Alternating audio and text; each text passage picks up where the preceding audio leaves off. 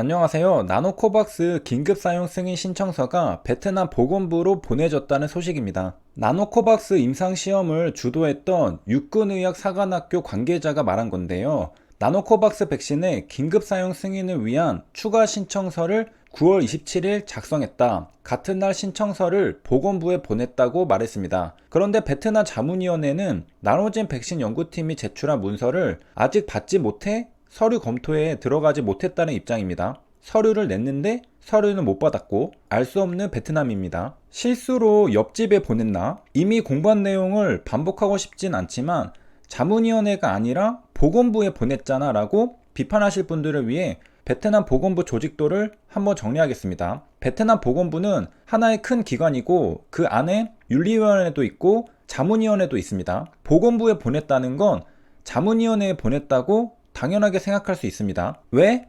현재 나노코박스는 자문위원회에서 서류 검토를 하고 있으니까요. 서류 검토를 진행하고 있는 자문위원회에게 서류를 제출하는 게 상식적이죠. 지금 심사 절차를 밟고 있는 자문위원회에 추가 서류를 제출하는 게 맞죠. 현재 심사 절차가 끝난 윤리위원회나 아마도 앞으로 최종적으로 서류를 검토할 가능성이 있는 베트남 의약품청에 서류를 제출하진 않겠죠. 이미 끝난 건 제출할 필요가 없고 앞으로 그 다음 절차가 진행되면 그때 차근차근 서류를 제출하면 됩니다. 물론 이건 어디까지나 상식적인 선이고 보건부 산하의 의약품청에 곧장 서류를 보냈을 수도 있습니다. 긴급 사용 승인 신청서니까 제출하는 기관이 자문위원회가 아니라 베트남 의약품청일 가능성이 있습니다. 다시 뉴스 기사를 읽어보면요. 나노코박스 보안 서류가 아니라 긴급 사용 승인 신청서를 작성해서 보건부에 보냈다고 했습니다. 그런데 자문위원회는 문서를 받지 못했다고 했습니다. 그러니까 모순이 없게 우리가 이해하면 나노코박스 서류 검토에 필요한 문서는 아직 자문위원회에 제출되지 못했고요. 그래서 자문위원회는 아직 서류 검토에 들어가지 못했다는 입장이라고 하죠. 그러면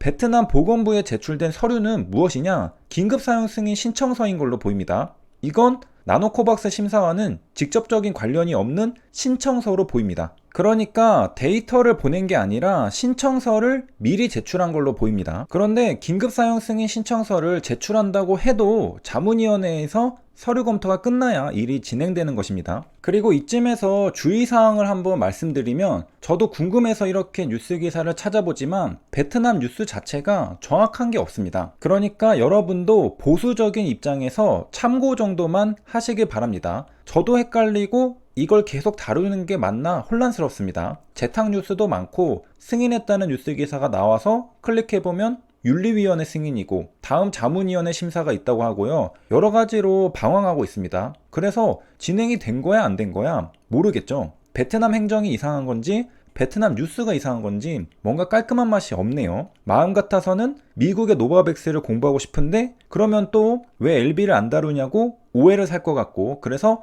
나노코박스 뉴스 기사를 찾아보는데 여러분에게 알려드리기에는 내용 자체가 오해 소지가 많아서 고민이 많은 요즘입니다. 현재 베트남 승인 절차는 자문위원회 이관까지 진행된 것으로 보이는데 이후 소식은 들리지 않고 있습니다. 긴급사용 승인 신청서를 베트남 보건부로 곧장 보냈다면 직권으로 긴급사용 승인을 해줄 수도 있는 거 아닌가라고 생각할 수도 있는데요. 혹시나 한 번 더 반복해서 복습하면 자문위원회를 통과해야 나노코박스도 긴급사용 승인을 받을 수 있습니다. 안 그러면 지금 자문위원회에서 브레이크가 걸려있을 필요가 없겠죠. 그냥 넘기면 될 테니까요. 그리고 베트남 의약품 허가 제도를 보면 자문위원회의 자문 내용은 법적 근거로서 반드시 업무에 반영되도록 하는 것이 원칙이라고 합니다. 그러니까 베트남에서 자문위원회의 역할은 FDA 자문위원회보다 강력한 걸로 보이죠. 법적 근거라고 하니까요. 물론 정식 허가는 법적 근거라고 할 수 있지만 긴급사용 승인은 패스할 가능성도 없진 않습니다. 물론 모른다가 정확합니다. 그러니까 정리하면요. 아마도 추정하건대 육군의학사관학교 관계자가 말한 추가 신청서는 긴급사용 승인 신청서에 대한 추가 보완입니다. 자문위원회가 심사할 때 필요한 데이터는 아닌 것 같죠. 그래도 다행인 건 어찌되었든 신청서를 추가로 제출한 건 맞으니까 절차가 진행된 건 아니냐는 시장의 반응으로 보입니다. HLB 주가는 반등하고 있습니다. 오늘 시장은 정말 안 좋은데 오랜만에 시장보다 강한 HLB의 모습을 보여줍니다. 노바백스는 무엇을 하고 있는가? 노바백스가 델타 변이의 94% 효과였나요? 인도에서 7에서 11세를 대상으로 임상시험을 시작한다고 합니다. 저번에 살펴봤듯이 노바백스는 인도를 거점으로 임상시험과 WHO 승인을 진행하고 있습니다. 역시 새롭게 시작하는 임상시험도 인도에서 하네요. 어린이들을 대상으로 진행합니다. 화이자처럼 연령을 확장해보려는 노력이죠. 노바백스는 CDC가 인정해주고 있습니다. 노바백스를 2회 이상 접종하면 화이자와 모더나처럼 예방 효과를 보인다고 밝혔습니다. 효능은 비등비등한데요. 노바백스는 제조 품질만 잘 관리하면 될 것으로 보입니다. 이제 시장에 대해 잠깐 살펴보겠습니다. 무슨 일이 벌어지고 있길래 미국 시장과 한국 시장 모두 충격을 받았을까요? 원래 10월은 주식 투자자에게 불안한 달이라고 합니다. 9월보다 10월이 더 그렇다는데요. 아직 9월이죠. 조금 있으면 10월로 넘어갑니다. 증시 통계를 살펴보면 뉴욕 증시 역사상 가장 많이 내린 날은 10일이라고 하는데요. 그 중에 무려 4일이 10월 달에 있습니다. 그러니까 10번 중 4번인 40%가 10월 달에 발생한 사건이라는 겁니다.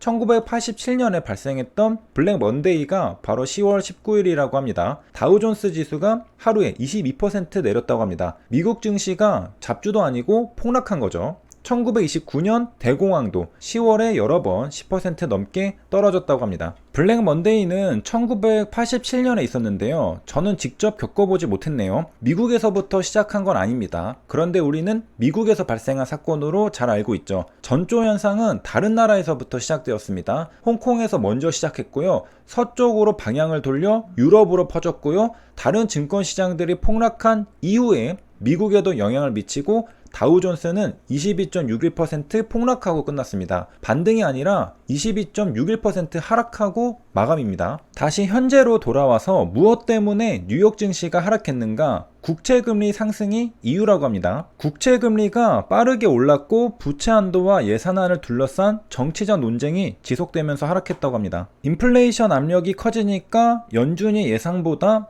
빠르게 긴축에 나설 가능성이 제기되었습니다. 그리고 연방정부의 자금이 고갈될 수 있다는 경고까지 나왔다고 합니다. 현재 미 국채 금리는 오르고 있는데요. 금리가 오르면 미래 가치에 대한 할인폭이 커지기 때문에 증시에는 부담이 됩니다. 왜 금리가 오르느냐? 시장 참여자들이 연준의 다음 수를 미리 예상해서 움직이기 때문입니다. 연준이 이제는 긴축을 하지 않을까 생각하는 것이죠. 그래서 채권을 미리 팔고 현금을 확보하는 움직임이 생긴 겁니다. 채권을 파니까 채권 가격은 떨어지죠. 매도하니까 가격은 떨어집니다. 그러면 반대로 금리는 오릅니다. 그리고 미국 재무부는 그동안 재정정책을 펼쳤는데 이제 부채 한도가 상향되거나 유예되지 않으면 미국은 초유의 디폴트, 채무불이행 상황에 직면하게 될 것이라고 옐런 장관이 말했다고 합니다. 이렇게 해서 이번 시간에는 나노코박스 긴급사용 승인 추가 신청서가 제출되었다는 소식과 왜 증시가 하락했는지 살펴보았습니다. 여기까지 시청해주셔서 감사합니다.